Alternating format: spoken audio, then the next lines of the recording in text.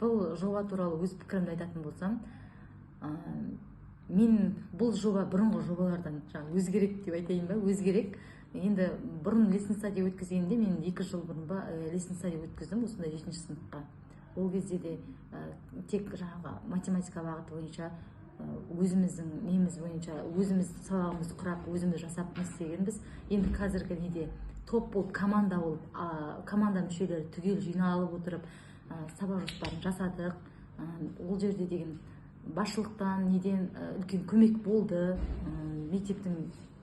Сосын команда мүшелерінің әрқайсысы өз талаптарын, өзінің қызметтерін жақсы атқарып, қай жерде қалай жасау керек екенбіз бағыт бағдарларын беріп, үнемі көмектесіп не істеп отырылды.